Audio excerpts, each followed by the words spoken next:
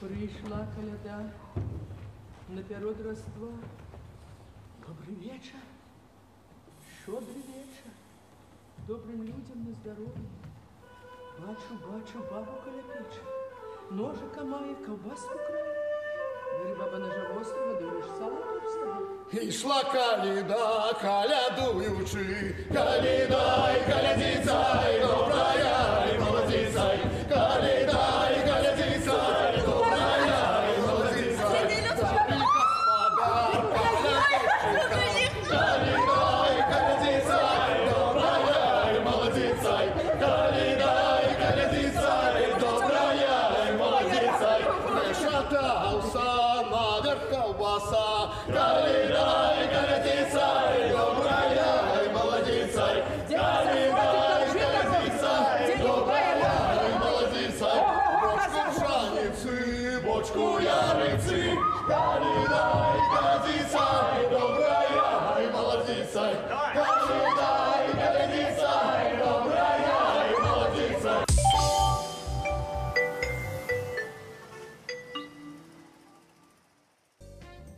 Добрый вечер, шановные телеглядачи. Мы рады зноў сустрэцца з вами ў тэлекавярні «Вячэрні Віцебск». Всім добрый вечар. Ну і сёння мы зноў з табой Добрый вечер. Зноў побач. На дыванчыках, на канапках, на канапках. Ай-яй-яй. Ну і у нас есть цудоўная згода, таму што да нас прыйшоў тэатр, ну не весь, зразумела. Не ўвесь. Уже паглядзелі зараз фрагмент спектакля. Спектакль гэта называецца «Ваўкалак». Это прэм'ера гэтага сезона, вельмі цікавы спектакль. Яшчэ не паспеў. Не так часта ён у афіше, ну пра гэта таксама зараз. Ну так. Давай адразу будзем прадстаўляць уже нашых славутых гасцей. Гэта вядучыя майстры сцэны, усе вядучыя майстры сцэны. Гэта Раіса Грыбовіч, Святлана Жукоўская, Пятро Ламан і не толькі вядучы майстар сцэны ў дадзеным выпадку, а яшчэ і рэжысёр, пастаноўшчык непасрэдна гэтага спектакля «Ваўкалак» Ірына Цішкевіч. Ну і зразумела, што вядучыя майстры сцэны, але ўсе ў народзе, яны ўжо заслужаныя, легендарныя, народныя, усе рэгаліі, ўсё ёсць. Народна-любімыя, правильно. Вось, народна-любімыя. Говорите. Ну і, канешне ж, пачнем мы, Ірына, з вас. Пачнем з вас. Ну, давайте паспрабуем. Давайте паспрабуем. Ну, як бы не было банальна, Ірына, але ўсё ж такі, калі ўпершыню ўзнікла гэтая думка увогуле ўзяцца за Баршэўскага? Пачалося ўсё з таго, што мы з Дзеянай Юрченка рабілі вечар, прысвечаны тэатру да 27 сакавіка, і тэмай была казкі для дарослых. Гэта калі было? У мінулым годзе гэта было, і тады я ўзяла апавяданне пра цмока. І мы зрабілі чытку такую. Вось. І нешта я задумалася пра тое, што мне стала вельмі цікава. І цікава папрацаваць і зрабіць нешта для тэатра. І ў той момант я прапанавала гэта Міхасю Краснабаеву, мастацкаму кіраўніку. Ён пагадзіўся і сказаў: «Рабі». Ну і ўсё, і я пачала рабіць. Рабіла доўга, думала, шукала, вызначалася ўсё ж такі, якое апавяданне я хачу ўзяць, ўсё ж такі, што я хачу сказаць. Я, менавіта Ірына Цішкевіч, пра што паразважаць хачу і гэтак далей. І вось таму «Ваўкалак», таму што мне падалося, што вельмі цікавая тэма помсты, як яна зараджаецца ў чалавеку, што яна з ім вытварае, і які ж трэба прайсці шлях навяртання, каб прыйсці зноў да сябе, да чалавека. Колькі гэты адмежак часу скажем так, ад зачацця до думкі да нараджэння спектакля, колькі ён заняў? Год? Так, каля года. За год. І Баршэўскі, мы не сказалі, што гэта па творах Яна Баршэўская «Шлях сцяджавання», так? Гэта сапраўды сур'ёзны вельмі такі фантазмагарычны твор, які не мае аналагу ў беларускай літаратуры. Да каго, вось, да Міхася Краснабаева, потым да акцёраў, да каго вы звярнуліся адразу? Ух, я зараз каб нікога не пакрыўдзіць. На ролю Марка. Адразу ўжо Ну, я адразу ведала, што гэта будзе Дзіма Каваленка і Пятро Саныч Ламан. Гэта ўжо не было сумневу? Не. А нам зараз, давайте акцёры нам распавядуць, напэўна, вось Раіса Сцепановна, Светлана Як Миколаївна. Як мы Як вы апынуліся ў апынуліся? спектаклі? Ну, калі што датычыцца мяне, першае, што я Ірыне задала якое пытанне, кажу, это не псевдобеларускасць, это будзе сапраўды нешта глыбокае, такое драматычнае, каб ну як-нек хочацца вярнуцца да сваіх каранёў, як кажуць, да нейкіх вытокаў, гэтак далей. Яна сказала, не, Раіса Сцепановна, уверяю вас, мне все сумненні былі, скажу шчыра. І яна малайчына, набралася цярпення да нас, і многія пытанні, якія трэба было згладзіць, згладзіліся, дзякаваць Богу. І сапраўды цікава тым, што ведаеце, я хочу сказаць, што я пазнаёмілася з Янам Баршчэўскім, дзякуючы Анатолію Миколаевичу Канапельцы. Вы яго цудоўна ведаеце, мой анёл-ахоўнік, я лічу. Вось. А потым, разумееце, мы ж яшчэ з Ірынай таксама працавалі і рабілі вось тую працу. Яна падалася цікавай, чытанні, але яны былі не чытанні, там і спяванне, там і пластыка, там усё было вельмі таксама сур'ёзна і цікава. Яно зачапіла. І зачапіла тым, што мы ж драматычныя акцёры, разумееце, так хочацца вярнуцца да таго, што мы рабілі сон на кургане, што мы рабілі ў зямлі, тое, што ставіў Віталь Баркоўскі. Ну, яна ж вучаніца, таксама недзе яго, я думаю, на пачатку свайго такого творчага жыцця. Таму цікава вельмі. І ведаеце, што сапраўды многае адчыняеш у самому сабе, і там нешта адбываецца, як кажуць, можа, некія нават невядома, сакральныя якія рэчы табе адкрываюцца. Бо мы ж усе на зямлі раслі, як кажуць. І нам усё гэта вядома, гэтыя нашыя беларускія, кажуць, і абрадавыя святы, і я гэтым займаюся таксама, і мне і песні беларускія цікавыя, і ўсё. І вось нешта іншае, нешта новае адкрылася. І, канешне, цудоўна, што атрымалася каманда. Вось цудоўна. Гэта без гэтага ніяк у гэтым спектаклі. Таму што можна, як кажуць, аднаму, што ж ты адзін там зробіш. Там няма таго, каб нехта там саліраваў, ці што.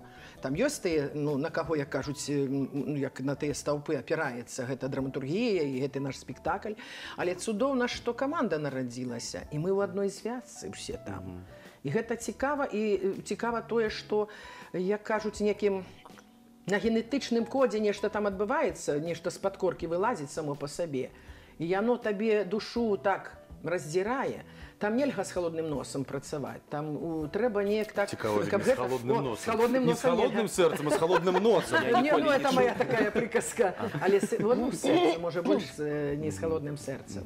Таму што, ну, трэба, каб тая волна, якая у нас нарадзілася, нашых пачуццяў, нашых перажыванняў, каб яна пераскочыла цераз нейкі бардзюр такі і ў глядацкую залу трапіла. Яна трапляе, гэта камерная сцэна. Там падмануць ніяк нельга. І мне падабаецца, што Ірына, ну, ёй можна было даверыцца, што яна той, ну, некі матэрыял наш карэкцыю робіць, ці больш падачы якой, ці менш, і прыслухоўваешся, і потым разумееш, што рэжысёр збоку, ён больш ведае, ён больш знае, пра што ён хацеў гэты спектакль ставіць, і трэба даверыцца абавязкова. Так што дзякуй вялікай Ірыне, я спадзяюся, мы яшчэ недзе сутыкнемся якой-небудзь такой цікавай працы. Абавязкова, так? А вось Светлана як трапіла ў каманду? Усё вельмі проста. Ірына падышла да мяне і сказала: Светлана Миколаївна, вы мне патрэбныя. Я сказала: у чым? Яна мне расказала: у чым? Пра што? І я адразу сказала: я згодная. І я не шкадую, таму што гэта і пра мяне спектакль, гэта і пра маіх бацькоў, і пра маіх дзядоў, і пра нашу радзіму. І гэта так усё на нейкім такім узнёслым узроўні, што я заўсёды люблю больш такі матэрыял, не бытавы, для мяне ён больш па сэрцу. І таму я сказала, канешне, Ірыначка, канешне, ўсё, што ад мяне залежыць, ўсё, што я змагу, як говоріць, ўсё сэрца, сваю душу, мае напрацоўкі жыццёвыя, таму што без гэтага немагчыма у гэтым спектаклі. І пагадзілася, канешне, і вельмі ёй удзячна за гэта. І Пятро Александрович таксама, я думаю, скажа, калі ўжо Ірына адразу сказала, што не было сумневаў, хто будзе на ролі Марка. Я яшчэ одну ставачку, прабачце, вот мне спадабалася, што Света нагадала пра то, што Ірына так цікава, тактоўна заінтрыгаваць магла, што вы мне будзеце патрэбны, Раіса Сцепановна. Я думаю, боже мой, это, спадзяюся, не той момант, калі некалі было такое жаданне нешта рабіць, і мне казалі: чакай, чакай, збірай, нарошчвай, я 4 гады нарошчвала, і так не адбылося. Думаю, господи, уже гады ляцяць. Ну, так што дзякуй за тую тактоўнасць у адносінах да ўсіх нас, і што, калі чалавек гаворыць нешта і трымае сваё слова, гэта цудоўна. Так. Пятро Александрович. Як вы трапілі? Раскажыце, мне Як ён цікава. трапіў сабе без усяляка. Ну, покликала Ирина до себя в кабинет и показала, что Там она всё хочет. серьезно. Она вот была такая, она дала вариант у перакладзе Баршчэўскага, и вот поглядзіце самі, что як. Я почитал, зразумеў, что у перакладзе не ўсё так, як у Баршчэўскага, потому что писано по-польску. И я попросил вариант оригинала. Почитал там. И у мяне вот больше, ну, чамусьці выклікала большую, так сказать, вот цікавасць. Вот калі б я гэта рабіў, я б зрабіў плачку. Вот, якая больш мне адпавядае. Але Тым больш, яна што плачка вырашыла... там праз некалькі апавяданняў праходзіць, праз увесь твор. Так. А яна вырашыла ваўкалака. І тут мяне вот што ўразіла у час працы над гэтым спектаклем. Я думала, як яна выкруціцца. Я разумею, калі былі чытанні, то мы там нічога не рабілі. Мы просто разабралі апавяданне на кавалачкі, і кожны, але мы чыталі, і чыталі апавяданне. А тут трэба ставіць спектакль. Павінна быць драматургія. Яе трэба стварыць. Я думаю, а якім чынам яна зможа гэта стварыць? І ў прынцыпе, калі разабрацца, то ад гэтай легенды, ад гэтага ваўкалака тэкстава засталося ўсяго нічога. І тое, што зрабіла яна у тэатры, як у Баколаса, не рабіў ніхто і ніколі. Такога за гісторыю тэатра не было. Драматургія ствараецца песняю, аўтэнтычнаю песнею, песнею, які збіраў Кірчук, які выконаў, яна зрабіла геніяльную штуку, запрасіла яго да нас, і ён паказаў, што гэта такое, які гэта пласт, і там сапраўды атрымліваецца вось што мы валодаем такім скарбам і абсалютна пра яго нічога не ведаем. А тут вот открывается вот гэтая штука у час дзеяння, у час спектакля. Драматургія ствараецца мелодыкай песні, ствараецца замовамі, ствараецца пажаданнямі. І гэта уздзейнічае на гледача вот сапраўды на тым падсвядомым узроўні, выцягвае тую, вот, пра што Святлана гаварыла, глыбінную, генетычную памяць. Таму што, разумееце, тут ёсць такая цікавая штука. Я калі сутыкнуўся, значыць, што такое беларуская мова. А вельмі проста. Все эзотэрычныя кнігі, я ўжо гаварыў аднойчы, якія напісаны на санскрыце, аюрведа, рыгведа, это амаль палова беларускіх слоў. Я думаю, а як это так? А не, ну як? І вось гэта, то есть, пра што Кірчук сказаў, што гэта, беларускі фальклор, это вельмі зашифраваная, і яе трэба проста адчуваць. Інфармацыя, якая ідзе да нас сюды, да нас прыйшла праз тысячагоддзі. Мова беларуская, калі аналізаваць, мова сама сябе тлумачыць, то ёй, ну, як мінімум 5000 гадоў гучала наша мова так, як гучыць зараз. Базавая лексіка, ва ўсякім разе. Пачынаючы там радаваніца, раніца, радасць. Радасць. Што Бог дасць, то і радасць. І вот Ірына змагла гэта зрабіць, і вот людзі, якія былі, якім я давяраю, яны сказалі, што, говорыць, это настолькі уражвае, настолькі прымушае задумацца над, ну, чапляе нешта тое, што, так сказаць, у гэтым жыцці, ну, вот, няма такого, каб цябе так зачапіла. Тое, што вот Ірына зрабіла сваім спектаклем. Разумеете, справа в том, что не я зрабіла одна. Я разумею. Я прапанавала вам. І тое, як вы адгукнуліся, тое, як вы ішлі на гэта, тое, што вы прапаноўвалі са свайго боку. Конечно, Ірина казала, вось пакуль мы размаўлялі, што гэта была камандная работа абсолютно. Конечно, тут і мастак, і харэограф, і вы. Ну, Петро Александрович, атрымліваецца, як вы думалі, як яна выкруціцца? Што гэта, дзяўчына маладая? Выкруцілася, так? Выкруцілася, і атрымалася шокоўна. Выкруцілася. І тут я яшчэ просто, так сказать, вот про Ірину пачаў расказваць, захапіўся. Але там яшчэ што працуе? Пластыка. Пластика, створаная з імі, значить, Діана Юрченка і Іриною. Яны ў тандеме працавалі. І вот мне уразила, значить, фраза рэжысёрская. Вот мы сядзім усёй камандай, і яна гаворыць, што вот гэтую сцэну нейкім містычным чынам трэба зрабіць вось так. З гэтага атрымалася вось гэта. І вот у выніку, значит, нейкім містычным чынам Ірына Цішкевіч з легенды, з гэтага апавядання зрабіла спектакль. Гэта такі падыход, як у сучаснай харэаграфіі. Пакажы-ка мне вось гэта, а як ты гэта пакажаш, я не ведаю. Паказвай.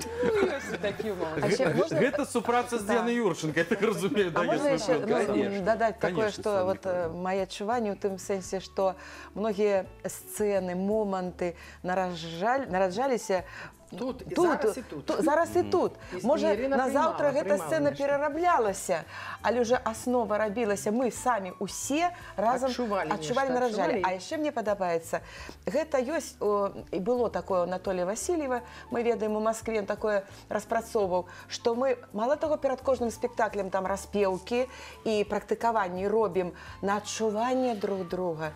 Один одного, разумеете? Мы заплющивали вочы, стояли у крузе, заплющивали вочы, за руки трымаліся. Настрой насколькі брали патрэбны. Мы мычалі, маўчалі, а потым яна ставіла нас у розных кутках, і думаешь, дзе хто стаіць, каб не бачылі. Мы заплющвалі вочы і адчувалі, находзілі адзін аднаго. На ўзроўні не то, што адзін аднаго, а быў адзін чалавек, які як бы думкай зваў усіх да сябе. І вібрацыі. І мы павінны не ведаў, што гэта. Я вызначала чалавека, які павінен пазваць да сябе. Не, ну гэта немагчыма. Магчыма, яны ішлі да таго чалавека. Ваня скептычна, заўжды ўсё нормально. І самае цікавае было, што сабе адкрывалі такія магчымасці. У адзін момант я прызначыла Уляну Цясаву, а яна прыйшла са сваёй дачкой. Вось, і, значыцца, ўсе, Ульяна пачала гэта рабіць, яна неяк пачала зваць усіх да сябе, і яны пачалі рухацца, і рухаюцца да Ульяны, усе ідуць. Раптам бац, дачушка прабегла, гляжу, Петро Саныч, смерка пайшла за дачкой. Што гэта? Яны настроіліся на нейкую энергетыку. На што яны настроіліся? Што калі прабегла дзіцё, яны збіліся і пайшлі за дзіцё. Маці і дзіцята. Гэта вельмі цікава. Ірына, ваш спектакль «Экстрасенсы». Вы разумеете, что наше жыццё, наше всё на энергетике.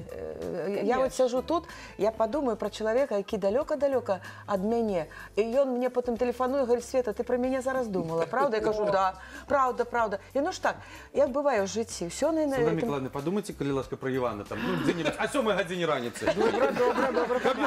Ён прачынаецца, ён дрэнна прачынаецца, ці што? Я яго буду будзіць. Цяжка прачынаецца, подумайте, калі ласка. Кабушы мяне гарэлі, так? Так. Я думаў, хто? Я вось хацеў яшчэ ўдакладніць пра супрацу з Іваном Івановичем Кіршуком, тому што, разумееце, Іван Іванович заўжды кажа, да яго часта звяртаюцца, так, што навучыце спяваць як вы. І ён кажа: да, лёгка, 30 год і будзеш спяваць як я. Вось, у Івана Івановича ўсё проста. Гэта ж ваша была задума Івана Івановича запрасіць? Ой, ну, пачала... І я так разумею, даўняя ўжо. Даўняя. Я з ім сустрэлася, патэлефанавала спачатку, потым сустрэлася на справе на фестывалі. Мы з ім паразмаўлялі, і я ўвогуле хацела яго запрасіць як кампазітара, менавіта з гуртом «Троіца». Але потым адбылося тое, што перанос атрымаўся пастаноўкі, яна была павінна рабіцца вясной. Потым, ну, нешта атрымалася, перанеслі на 8. А ў іх юбілей. Свае планы. 20 за год. Я яму тэлефаную, ён кажа: не я. мы будем заняты, и я тогда, и он сказал, берите, что хотите. Рабіце, што хочаце. Дзякуй Богу, што не адмовіў, прыехаў, правда? І я кажу, ці можна тады будзе запрасіць вас, каб вы прыехалі, каб вы просто нам расказалі пра песні, якісь-то майстар-клас для нас зрабілі, для артыстаў, таму што яны вас усе паважаюць, тым больш вы гэтыя песні збіралі, вы пра іх ведаеце шмат. І вось 2 дні мы працавалі, і гэта на самой справе, класна было, вельмі класна, вельмі моцна. Мне вельмі спадабалася, што некаторыя песні было пападанне, так сказаць. Тое, што ён пра іх расказвае, тое, што мы мелі на ўвазе. Дзесьці не зусім, але ён дапамог нам заспяваць іх яшчэ больш драматычна. Не проста ноты, а ўсё ж такі уключыў нейкую... Ну, з разуменнем. Так. З разуменнем будзе гэта. З разуменнем гісторыі гэтай песні, якія збіралі... І ўвогуле гісторыі у наших вёсках. Ён вообще такі чалавек кранальны, што, прабачце, нават плакалі пры сустрэчы з ім тыя, хто і калі колькі год у тэатры працую, не бачыла, каб яны плакалі, вось сядзіць чалавек побач. Я таксама, ён мне падпісвае дыск, а ў мяне слёзы градам цякуць. Чаго ты плачаш? Не шэйце, што мне спадабалася, он такі скромны. Чаго ты плачаш? Я говорю, вы такая глыба. А он говорит, Святлана, поверьте, у нас на Беларусі столькі цудоўных такіх людзей, і лепш, чым я. І я зразумела, што гэты чалавек, гэта яшчэ... Вы разумееце, калі чалавек так гаворыць пра сябе. Сціплы. А потым ён не гаварыў, спявайце вот так і так. Ён гаварыць, у вас у кожнага за сваё жыццё ўжо свая манера выканання. Ён толькі нам падказваў нейкія глыбінныя моманты, і мы слухалі, як ён гэта робіць. Ён так з сабой прастору забірае, калі гаворыць, спявае. Мы сядзелі, вы не разумееце, мы яго так полюбілі, но мне здаецца, што мы яму таксама спадабаліся, таму што мы на самой справе, мы былі такія, якія мы ёсць. Шчырыя, адкрытыя з ім таксама. А ён пабачыў сам спектакль? У нядзелю прыедзе. Пакуль не. А вы не ведалі? Як не ведалі? Ведалі, што будзем працаваць 16-го, правильно? Не, што Кірчук прыедзе. Яўніцу зараз. Будзе магчымасць паплакаць. Слухайце, Ну за што вы ён уже будзе плакаць ад нас. Глядзіце, якая штука. Рэч у тым, што спачатку мы запіс слухалі ягоныя песні ў запісе. Гэта адно. А калі з'явіўся жывы чалавек, и, значит, это еще, когда Ирина покликала меня, и мы размовляли, она просто дала, вот, гляди, что это за песня. И я зразумеў, лейтмотив нашего спектакля. «Тры янгелы». Да, «Тры янгелы». Цудоўна. Вот. И вот гэтая песня, она... Вот варта нават толькі падумаць пра яе, а ўжо яна нараджае эмоцыю. Настолькі нешта такое глыбіннае яна чапляе. І Іванович расказаў, што я спытаў, а што гэта? А гэта вялізная балада. Яна вельмі вялікая, сапраўды. Это баладная песня. Петр Александрович, можа зараз наколькі адчуваю? Давайте зараз так. Цяжка. Можно. Нет, давайте зараз спочатку поглядим яшчэ один фрагмент со спектакля, а потым вернемся і да гэтай песні таксама.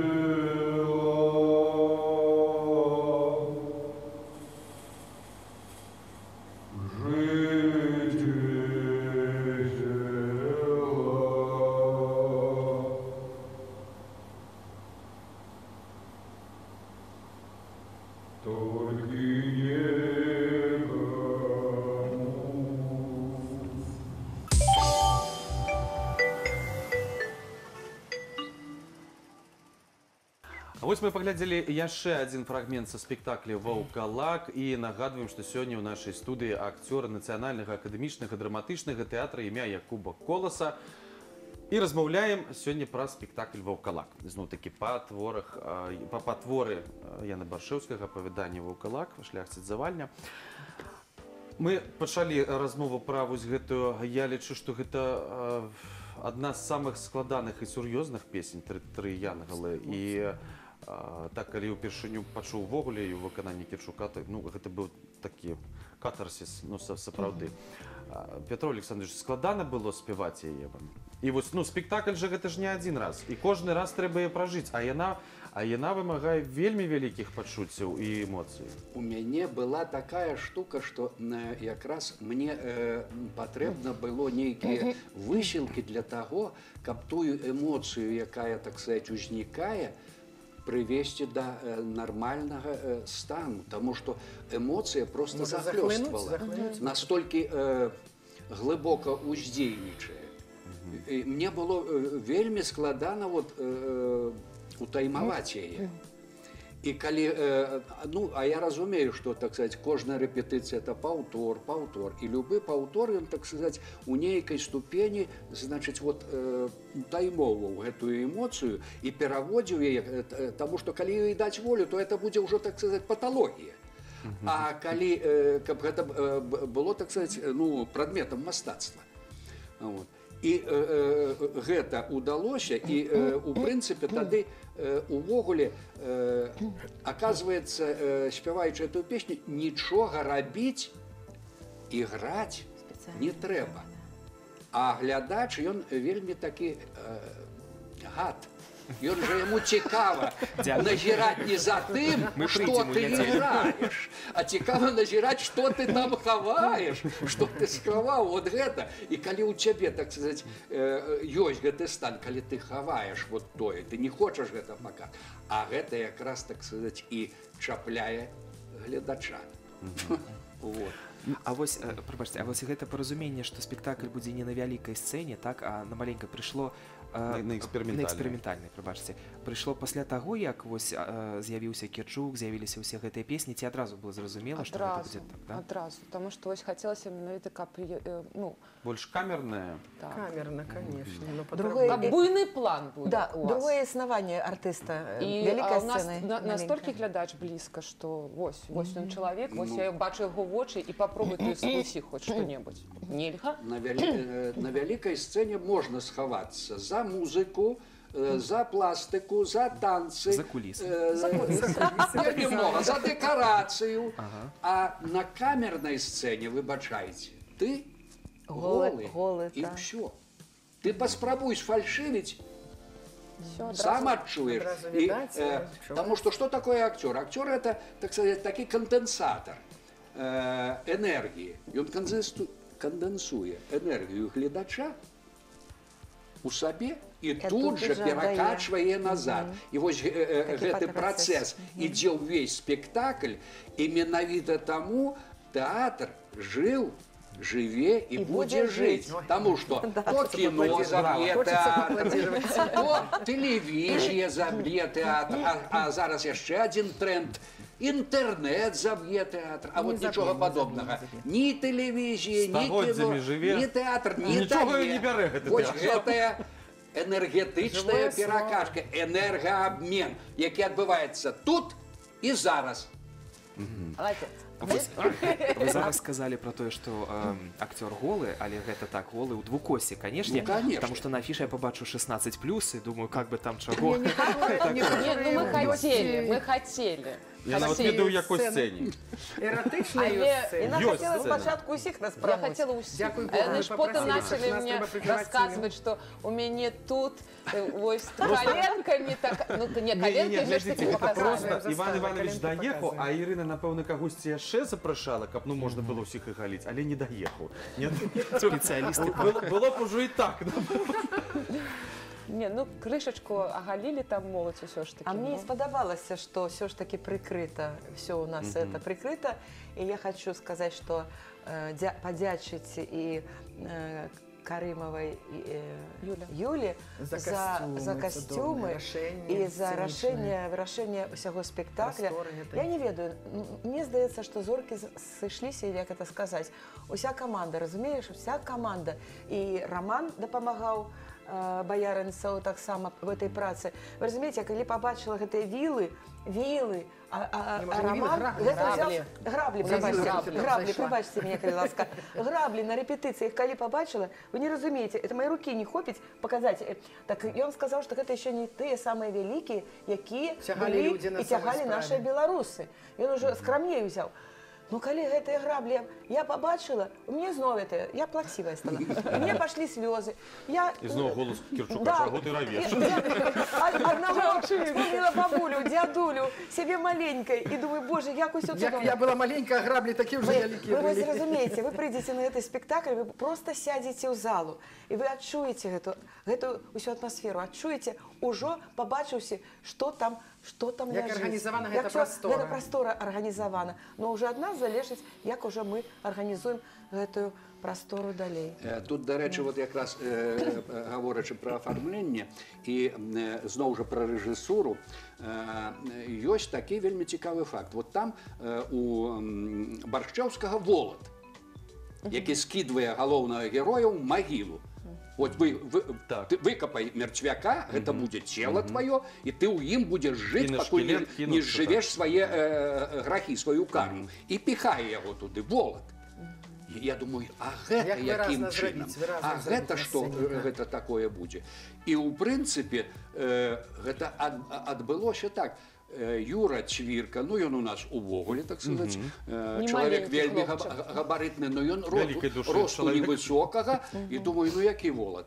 А вось гэтыя граблі, ды яшчэ пластыка, ды яшчэ рэжысёр, на пачатку быў жывы чалавек, жывы чалавечы голас, а рэжысёр зрабіў фокус, што гэты голас запісаны, ды запісаны праз рэвербер і ствараецца. А там у нас адзежа сцэны чорная, але яна празрыстая, мяне не бачна, а я бачу ўсё, што адбываецца на сцэне. І я гляджу, і раптам Юрась Цвірка вырастае у гэтага волата. І гэта такая жахлівая сіла. Ой, выбачайце, яшчэ одна такая штука. Як бы нереальная прастора. Абсолютно нереальная. То есть гэтая нереальная прастора становится вот этой театральной реальностью. Вот чым рэжысёр стварае вось гэтую драматургію, гэты вобраз. Са звычайнага чалавека робіцца волат. І гэта ўздзейнічае. Ну вось, Ірына адразу на пачатку казала, што тэма помсты. Гэта вельмі такая цяжкая, складаная тэма помсты. Але заўсёды актуальная. Колькі мы жывем і колькі будзем жыць. І вось на працягу ўсяго спектакля, я выбачайце, толькі запіс пакуль глядзеў, але там гэта таксама адчуваецца. І вось асноўная думка, потым ужо гучыць у Петра Александровича, у вашых герояў. У Марка, што ты сам зрабіў сябе ваўкалакам. У Баршчэўскага гэтага не гучыць, але тут вы выдалі, і гэта было вельмі прыгожа. А помста, вось, Ірына, вас непасрэдна гэтая тэма зацікавіла у Баршчэўскага, што гэта помста, гэта складаная тэма. Ну, яна мяне, па-першае, у самой сябе зацікавіла. Таму што яна чапляе кожнага. Канешне. І хто будзе казаць, што ніколі не было такога. Хаця б у думках, калі не помсціў. Конечно, было и во мне, и у вас, и во ўсіх ёсць гэта. Большай ці меншай ступені, як мы з гэтым змагаемся, гэта ўжо вырашае кожны. І вось мне было цікава і за сабой паназіраць, і як я стараюся не стаць зверам, ваўкалакам. І якраз гэты матэрыял, праз які можна было прасачыць гэта і правесці гледача. Зрабіць і ў сабе. Так, канешне. Зрабілі масавую трансфармацыю. Даволі такі цікавы эпізод у творы. Калі памятаеце, толькі яшчэ абвесцілі, што Алёна выходзіць замуж за гэтага багацея-багача, і суседзі і аднавяскоўцы кпілі з Марка і смяяліся з яго горада. Бо гэта шмат дзе ў нашым фальклоры сустракаецца, калі не спачуваюць, жорстка адносяцца. Так, вось мне цікава, ваша думка, гэта такая адметная рыса беларускага фальклора. Вось гэты смех, гэта як здзек, ці гэта нейкі спосаб лікавання? Не, мне здаецца, што ёсць такая штука. Это чыста такая беларуская народная мудрасць. Сячы дрэва па сабе. А калі ты лезеш туды, куды табе не трэба лезть, калі ты хочаш таго, што ў прынцыпе, так сказаць, там жа ёсць пра што, вот гэтая радавая штука, што нельга пераскочыць з аднаго, так сказаць, з плебса да князя. Чаму ж это з князя ў грязь згразіў князі. І да гэтага людзі заўсёды ставяцца вельмі адмоўна. Не па сабе дрэва сячэш. Таму што бацькі багатыры, і ў прынцыпе, як на маю думку, так это вот зараз это вельмі, для мяне это вельмі сучасна. Калі, выбачайце, так сказаць, калі ты, як гаворыць, лапаць з вёскі і прыехаў і хочаш там, так сказаць, ажаніцца з дачкой, у якой бацька доларавы мільянер, а можа, у каго атрымаецца, трэба марыць. Марыць можна. Бачыце, якія розныя думкі? Жанчыне трэба марыць. Я хачу у гэту размову яшчэ, кажуць, увязацца, што мне думаецца, што, ну, гэта мы адзін пласт адкрылі, а яно не так адназначна, і мне думаецца, і задумлялася не так. Нехта вось так, да, ну, атрымаў, ха-ха, бач, куды ты палез. А нехта спачувае, ды так, да праз душу прапускае, што, миленький ты мой, боже ж мой, ну як же ж так, от жыццё заламалася. І хребет гэты. І мы для сябе так кожны вызначае там у спектаклі. Ці мы за, ці мы супроць. Недзе і хахатнулі, недзе што, але ж потым спыняеш тое сваю, тую нейкую жорсткасць. Ну, потым, што наша адна другое чапляе. Да, Ірачка, прабач, калі ласка, як адбываецца ў жыцці, прабачце, што як толькі дзесьці нараджаецца і это шчасце, вот скажем так, ну, любяць людзі адзін аднаго. Ну, порадуйцеся вызову. Так нет же ж. У тебя его нема, так и трэба и гэта развалить. Разумеете? Вот если такий момент. А коли не развалить, то гиперзацікаўленасць. Зацікаўленасць. А что проявляется? А что это у вас? А что это? Мы коли репетировали, как раз про гэта и говорили. А что это? Вы сегодня сябравали зранку? А колькі раз? Цікавость, да, цікавость. А якое тебе дело? Народная песня. У городе верба росла. А чем заканчивается? Разлучили злые люди. Кахаліся, разраили, рассудили, каб мы в пары не ходили. Але все ж таки я яшчэ стаю на тым, што калі сапраўднае каханне, калі вот яно такое чыстае, светлае, то все люди нават побач мяняюцца прастоей. Таму што неяк душа все ж таки мягчэе у людзей. Калі гэта сапраўднае, то стрэлы тыя іх не кранаюць, калі ён сапраўднае тое каханне. Но рэч у тым яшчэ адзін фокус, што ўсё-таки это вот 20-е стагоддзе, тут ужо, так сказаць, кахаюць і женяцца, таму што яны выбралі адзін аднаго. А практыка гаворыць пра тое, што у каго было вялікае каханне, доўга не жывуць, 3, 4, 5, 6 гадоў і ўсё. А на Беларусі так жа не было, лічылася, што жаніцца, замуж ісці толькі з блаславення бацькоў. Вот. І калі ты, так сказаць, выйшла замуж, нават калі цябе сілком аддалі, то гэта не значыць, што ты можаш кахаць гэтага. Неси свой крест. Нельга. Фраза Иван Иванович Кирчук сказал, ему сказала одна жанчына, говорит, мы не так, як цяпер, мы давіліся адным кавалкам. Вот дал Бог мужа, вот и живи до вічасці. Не, ну, мы ж глядзім на наших бацькоў, на моих дзятоў, яны цярпелі адзін аднаго. Такія былі цярпялівыя, і нам наказвалі: цярпі, дзетка, цярпі. Вот, Светлана, адразу мне ўспомнілася птушачка моя. Я зараз заўсёды яе, кажуць, узгадваю, калі нешта так от падыходзіце, кажуць, і ўжо няма ніякага цярпення. Я ўспамінаю, што некалі выйшла на ганак і кажу, гляжу на бярозу, там на самай вяршыні сядзіць нейкая птушка.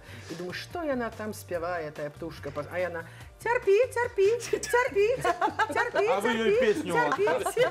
І я зразу, і цяпер многія, калі я нешта пачынаю жаліцца, кажа: Рая, птушку сваю успомні, і ўсё, мне зразумела. Я зразумела, што Не, трэба мы все цярпіць. побач, мы все разом, жывёлы, мы, наше это самое асяроддзе, мы все ж побач, і птушачкі нас разумеюць, і мы іх павінны разумець, і шкадаваць, правда?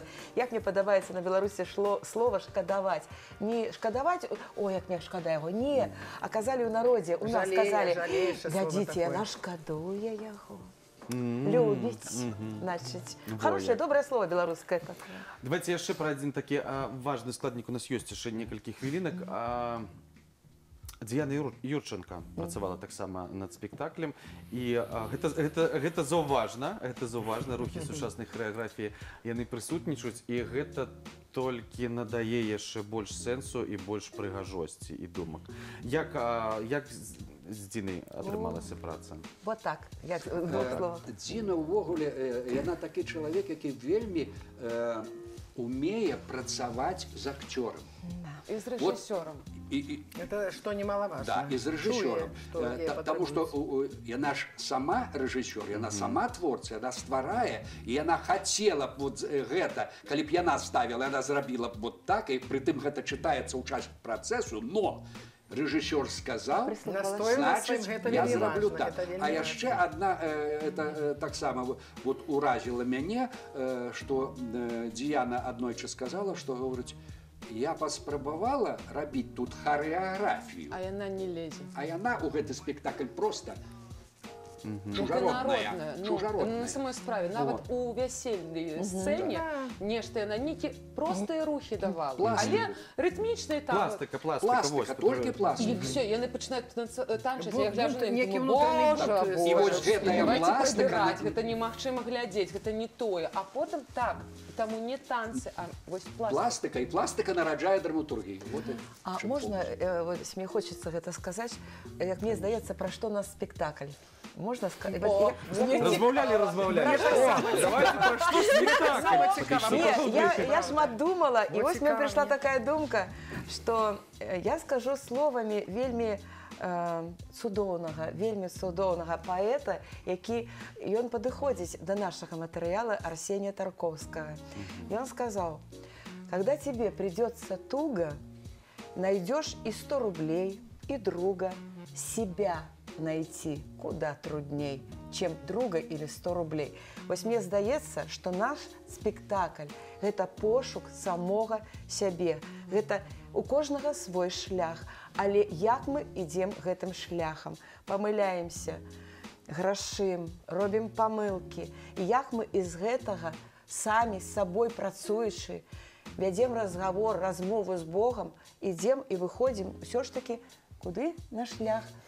Да чысціні, да светлага.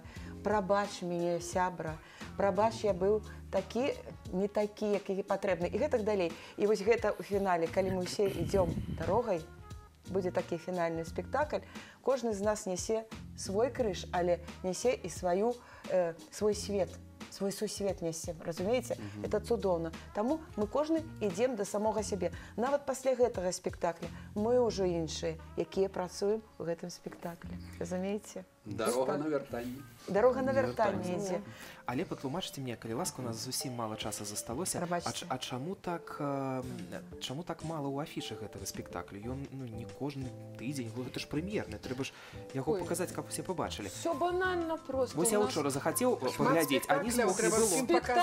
Ну, па-першае, спектаклі ў рэпертуары, па-другое, мы не играли целый месяц, тому што студэнты заняты ў спектаклі, яны паехалі ў Менск сесію. Просто. Зараз прыязджаюць, во, зноў іграюць. Зараз будзе часцей. Павінна быць. І апошняе такое пытанне яшчэ. Ірына, пакуль няма экранізацыі «Шляхціцы зывай». Ці можам мы чакаць ад вас, што з'явіцца хуткім часе, але нейкая хаця б адна яшчэ пастаноўка па гэтым цудоўным такім творы? Вось уже тут Пятро Александрович казаў, там «Плачка», напрыклад. Целая серия. Разумееце, для ваўкалака мне спатрэбіўся год. І я знайшла, пра што я хачу казаць. Таму я не адмаўляюся, што я не вярнуся зноў да гэтага аўтара, да гэтага матэрыяла, але, пэўна, не зараз. Хачу крышачку адпачнуць. Трэба знайсці рашэнне, разумееце? Каб не была другая серыя. Тут ёсць яшчэ адна, выбачайце, магчыма, так сказаць, это самае, што Іван Іванович Керчук сказаў, ваўкалак, вот гэтая сама, калі чалавек ператвараецца ў звера, гаворыць, вот гэтая гісторыя, она, у прынцыпе, вельмі і вельмі небяспечная для чалавека. Я сам, іграючы і дабавіўшы адно слово для таго, каб стварыць дынаміку, чаго у Баршчэўскага няма. Ён бягу праз пушчы, дзікія пустэчы, значыць, зубамі раздзіраючы здабычу, п'ючы кроў, а думка і пачуцці мае засталіся чалавечыя. Я ўвёў гэтыя два словы і атрымаў. Атрымаў, вот як не дзіўна. І я тады думаў, за што? А потым успомніў. Керчук сказаў, небяспечна, глядзі. З гэтым трэба быць вельмі і вельмі асцярожным. Гэта дзейнічае увогуле, так сказаць, на нейкім іншым узроўні пачынае цябе. Вот гэта, як страшна дапусціць у сябе помсту і пачаць ператварацца ў звера. І перш за ўсё ты ператвараешся на ментальным узроўні. Чаму гавораць, калі чалавек забівае упершыню, то з ім адбываецца псіхафізічная змена, элементарна пачынае ванітаваць. І вот гэты спектакль якраз пра адваротны шлях, пра тое, якім чынам і як чалавек можа вярнуцца і стаць зноў чалавекам. Вот хочется додать про вот гэтыя тонкія такія моманты, зноў-такі сакральнасці нейкай, што не ўсё можна рушыць. Як і курганы там рушаць, як і, кажуць, грабніцы фараона і гэтак далей, што от пачалі замовы рабіць. Адну замову Ірына дала, і нешта там это, і разумеем, нешта мяне круціць, і другую нешта круціць. Пакуль знайшлі той момант, што не абавязкова ўсю замову до конца, а можна толькі абазначыць, як кажуць, крышечку, не улазіць гэта так з галавой, таму што апасная тэма. Тое ж самае Іван Іванович казаў, што калі вы будзеце чытаць замову ад ваўка, а мы чытаем такія замовы, а ваўкоў-то няма ў вас. Абярэжненька. Будзе наадварот, ваўкі з'явяцца. Таму ён казаў, мяняйце хоць адно слово, выкідвайце, мяняйце, не чытайце тое, як яно на самой справе было. І вось мы тады пачалі мяняць, і яно ўсё і пайшло яшчэ лепш. Я са свайго ўласнага вопыту ведаю, што такое замова. Менавіта рэальная, прамая замова. У мяне, так сказаць, чалавек жыў у нашай вёсцы, валодаў гэтымі замовамі, што, пачынаючы з Бібліі, на пачатку было слова, што слова – это настолькі магутная штука, што вот збудаваўшы замову, можна вылечыць чалавека, а можна забіць. Забіць словам, і гэта не фігура, а гэта так ёсць. Вось і гэтыя пласты ўздымае наш спектакль. Ну вось калі зараз мы не зробім невялічкую паузу і не дадзім слова Александру Карэльману, ён зробіць замову. І нас тут не стане. І мы не хутка з вамі побачымся. Паглядзім. Мы будзем глядзець.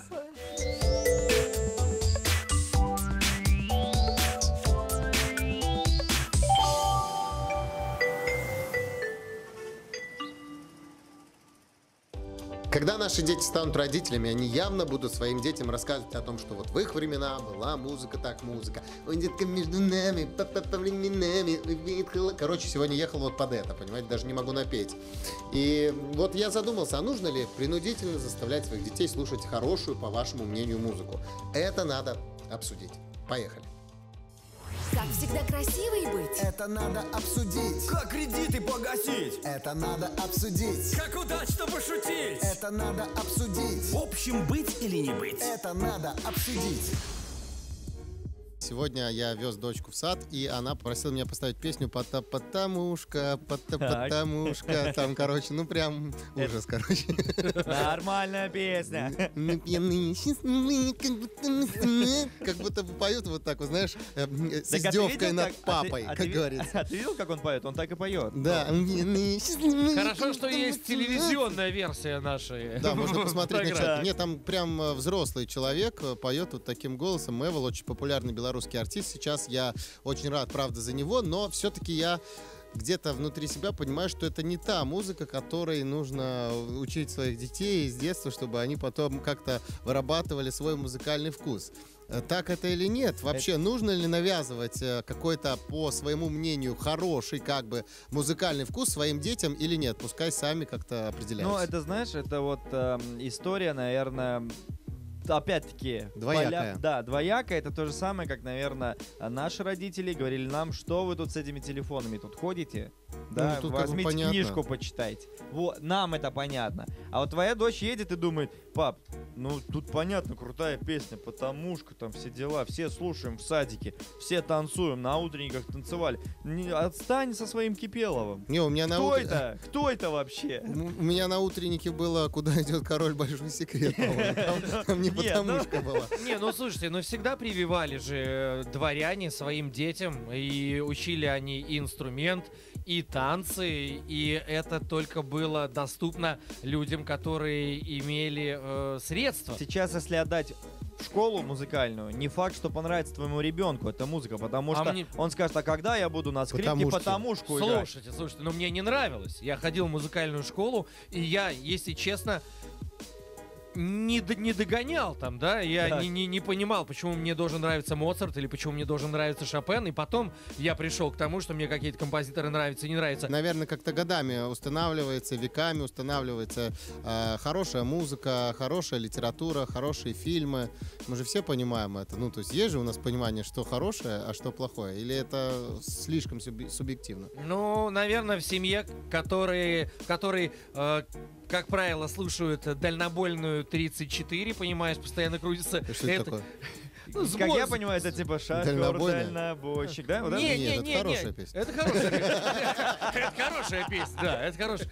Я, например, да, где слушают русских шансонье. Вот, опять же, ты так считаешь, что уже это все как бы русский шансонье, как бы это... Ну, есть песни, которые не несут, понимаешь, не заставляют задуматься. Нет, они заставляют задуматься. Ах, Любка, Любка, Любочка, а где же твоя юбочка? Зачем же ты сняла ее вчера? Ты придумал сейчас суперхит. Что придумал? Это есть такая песня? Серьезно? Перепел. Ты придумал или нет? Да, придумал. Ну, видишь? Дети слушают песни в машине, которые слушают родители. Дети даже порой говорят: в утробе должны слушать классическую музыку, чтобы они потом вырастали. Я не знаю, вы слышите такую тему, что мамы беременные должны слушать в идеале хорошую музыку? Да, я слышал. Ну, такое было, да. Слышал, ну, я вот советую. Хорошо или плохо я поступил со своей младшей дочкой, во всяком случае. Когда она родилась, у меня малышом еще была, ее укачивал. И как-то один раз по приколу, жена там все, я по приколу спел Стаса Михайлова «Журавли летят в Китай». Вот это вот. Хотела разбудить ребенка, наоборот. Нет. Она реально резко успокоилась, ну я по приколу спел. И потом я, как бы пару раз даже начинал петь, и она реально успокаивалась под эту песню. Я сам был в шоке. Сейчас же матери могут взять на вооружение. А меня мама укладывала под День Победы, я помню. Я тоже по приколу. Да, День Победы, как он был от нас далек. Я стал Алису тоже укладывать, и она реально вот успокаивалась. А я вот про журавли... Видишь, у меня под Кипелова, да? Под какую? Я свободен? Нет.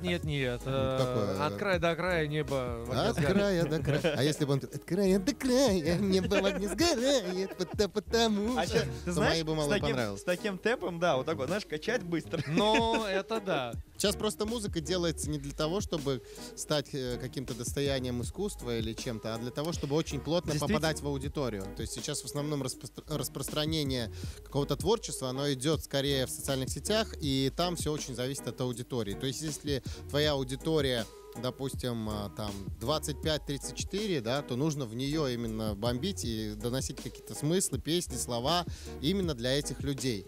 Этим же пользуются те, кто понимает, что детей очень много в плане 14-16 лет, 13-12 лет, которые друг другу скачут, распространяют, рассказывают все это, снимают тиктоки, и поэтому песни снимаются четко-четко под эту аудиторию. То есть там, если проанализировать вот эти, ну, того же Мевела, да, то есть там вот если взять слова песни, то очень понимаешь сразу, почему именно вот это слово стоит здесь, почему именно такой ритм, почему, потому что вот там то, что хотят слышать эти люди. У нас там, мы ходим парой, пустые у нас карманы, ну там вкус мандарин, там вся вот эта вот именно тематика, которая... мог бы быть ребят себя узнают, да, и они считают, что это про них, и ассоциируют эти песни именно с собой. А тут мы такие приходим, нет, ты знаешь, вот я всю жизнь Ляписа слушал, давай-ка вот послушай. И, кстати, опять-таки, да, вот возвращаясь, песня Ляписов, она тоже очень нравится моим детям. АУ, мы с ними пели и на гитаре, и все, у меня 2 дочки поют эту песню. Нет, я не знаю. Детям нравятся вот эти ракешные вещи. Опять-таки, я не могу сказать однозначно, это я навязал им любовь к этой песне, либо им действительно понравилось, и вот они такие вот ау-ау. Ну, мое мнение по этому вопросу, в принципе, такое сформировалось. То есть нельзя, мне кажется, запрещать детям слушать музыку, которая сейчас популярна, если она им нравится, но и сам ты периодически должен вот так вот иногда нет-нет, а гитарку взял или там включил нормально, на свой взгляд, на свой вкус композицию, чтобы она присутствовала в жизни ребенка. Чтобы они понимали, не только есть «Потомушка», да, и «Незабудка», но есть еще другая музыка. Дать им просто право выбора. Вот. Просто право выбора. Ты правильно. Это главное, чтобы у ребенка был выбор, чтобы он умел сравнивать. И ты должен его воспитать в таком ключе, чтобы у него было мнение действительно правильное, и которое... У нас сегодня такой клуб образцовых папаш. Клуб, если бы еще анекдоты были, то клуб «Белый попугай». Это надо обсудить. Самое главное всегда предоставлять выбор в этом плане. Давайте давать своим детям выбор, но не очень большой. На сегодня все. Пока.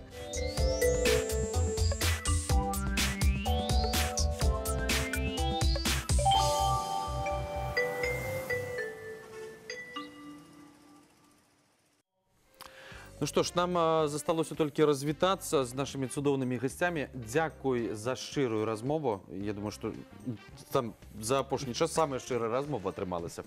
Мы обовязково поглядим гэты спектакль уживую, таму не купляйте билеты, я павінен купіць першы, потым ужо тэлегледачы. Так, нагадваем, што гэта спектакль «Ваўкалак» сапраўды. І, як сёння Петро Александрович уже сказаў, напрыканцы гэта будзе самае то.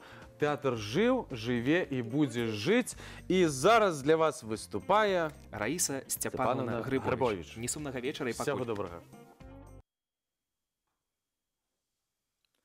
Песня на верш Яна Баршчэўскага «Девонька». Это моя импровизация, акапелла. Ой, чым жа твоя девонька, галоўка занята, ці ж табе не напрыкрылася чужая і хата, на каго ты спавяраеш, сваё сэрца давяраеш, не будзе тут пуці. Прывучыла ты 2 хлопцаў, як рыбак у сеці, яны ж да цябе і ўночы, і ўдзень рады прыляцеці. І ты к ім лятаеш, сваё сэрца павяраеш на вялікі смех. Прывучыла лоўчага, ён жа і стралец, і дудар быў некалі, і рускі пявец. А пявец і дудар, невялікі гаспадар, будзеш без хлеба. Полюбила садовника, полюбила, і гэты не ў путь, дык ён жа служка гаспадарскі, асцярожна будь. Мадамай табе не быць, дзяцей табе не вучыць, ведь ты ж не умеешь, мадамай табе не быць.